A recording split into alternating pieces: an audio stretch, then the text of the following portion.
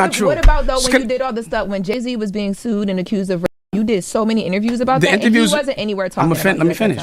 The interviews were about his lawyer. I said, I know how their lawyers act because I personally went with Shapiro and we went to war about Shapiro. And then people would ask me questions about other things that weren't complimentary. But I always said, I don't think Jay did it.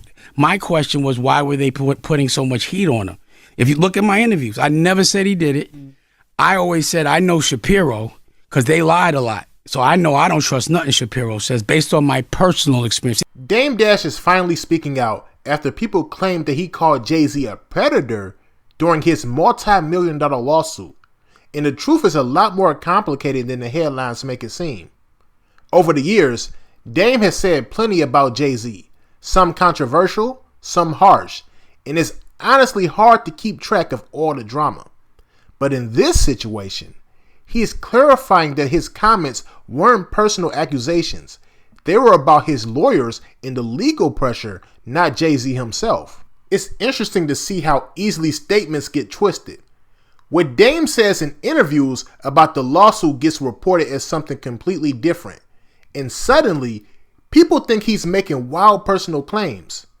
But if you actually look at the context, he's analyzing the legal side, pointing out inconsistencies and explaining his experience with the lawyers involved. That's a big distinction that the media often misses. This is also a reminder of how messy public narratives in hip-hop can get. Both Dame Dash and Jay-Z have a long, complicated history, and separating the past beef from the particulars of this lawsuit is key. You can't just look at one quote and assume it tells the whole entire story. What Dame Dash is doing here is defending himself while trying to set the record straight about a legal matter. And it's worth analyzing without immediately taking sides. Now I'm about to play this clip of Dame Dash explaining what he really said about Jay-Z's case. But before I do, I just need y'all to like, leave your thoughts on this down below in the comment section, and subscribe. Let's get into it. You're responding to what's being said about you. Right. Is that patty? No. So that's what I do. Every time someone... Now I want you to pull up. One time I talked about someone and their business that wasn't talking about me, even their business.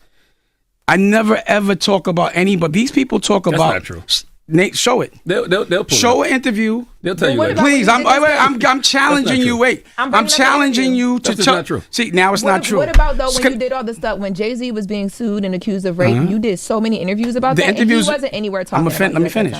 The interviews were about his lawyer. I said I know how their lawyers act because I personally went with Shapiro and we went to war about Shapiro. And then people would ask me questions about other things that weren't complimentary. But I always said I don't think Jay did it. My question was, why were they putting so much heat on him? If you look at my interviews, I never said he did it. I always said, I know Shapiro because they lied a lot. So I know I don't trust nothing Shapiro says based on my personal experience. See, I'm a real businessman. I won in court against Shapiro. I won, but you would never report that. They tried to sue me and they lost. Remember that? They didn't get a dime. Nothing happened, but no one says that. I beat Shapiro. I'm a Titan, B. I go to war on a business level. You guys talk, your logic don't make sense. I think that there's a responsibility for any platform to make sure that things people are saying are true and make sure people are learning. So for you to say that you guys are confidently saying things that you don't know are true, you just said that. I don't think that's responsible. You confidently said I'm gay. I think you're gay. I said it in your face. I don't care if you say I'm broke. And I think you're broke in your face. And I think you're broke. I don't care. That doesn't hurt my feelings what another girl thinks. I always say, listen.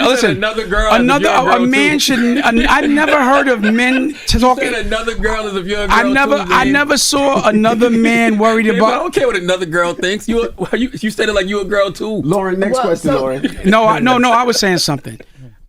I don't think it's masculine to be talking about another man's pockets. So y'all talk. You're broke.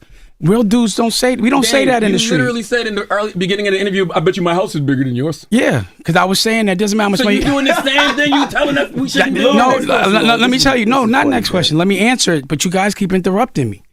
Let me answer it. That is chatty patty. But that is not. How are they going to tell you? Know how dumb you are? You're telling the person that made it up what it means. That's dumb. How dumb is my house is bigger than yours? No, like, I'm telling you what. I'm trying to tell you what my point was. Okay. My teeth are realer than yours. Right. No, I bet they're not. I bet my teeth cost more than. Okay, let me say. So, What I'm saying is, it's not about how much money you have. It's about how you're living. So this is what I was going to make the point. Let's say when you guys started 15, 20 years ago, 15. right, you've made $10 million. But your lifestyle is still, you still got to go to work every day. You have the same exact work lifestyle as when you were broke. Now, for me, to have to get up at 4 a.m.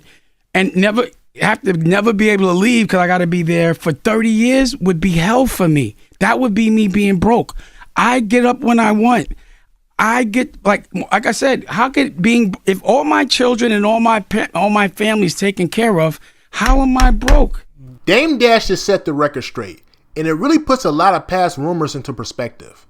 I remember when Memphis Bleek went on Drink Champs and said that Jay-Z would never forgive Dame Dash because he thought that Dame Dash spoke negatively about Jay-Z's case. But according to Dame, most of those claims are flat out lies.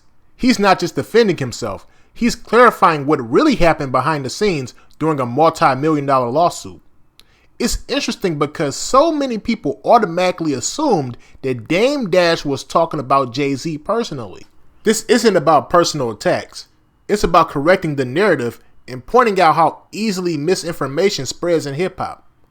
Headlines often take a single line and twist it into drama, which makes it nearly impossible to separate truth from fiction. From a business perspective, this situation highlights how high-stakes legal matters in hip-hop get oversimplified in the media. Lawsuits, contracts, and multi-million-dollar negotiations are complicated, and people like Dame Dash and Jay-Z are navigating that world while rumors fly nonstop. Dame's clarification is a reminder that just because something is being said publicly doesn't mean it's accurate. Context matters, and ignoring it can create unnecessary tension and false impressions. I also think this shows how much history matters in hip-hop narratives. Memphis Bleek's interview suggests lingering resentment and mistrust, but Dame Dash is making it clear that the foundation of those rumors are false. It's a lesson in media literacy. You have to understand the full story, not just the gossip. Separating facts from assumptions is key, especially when discussing multi-million-dollar lawsuits and legal situations involving iconic figures. At the end of the day, Dame Dash's response is about clearing the record. He's showing that the nasty rumors people thought were true are actually lies, and he's putting the focus back on facts, not gossip. This kind of clarity is rare in the industry, and it's worth paying attention to what's really being said versus what people assume. Now I want to hear your thoughts.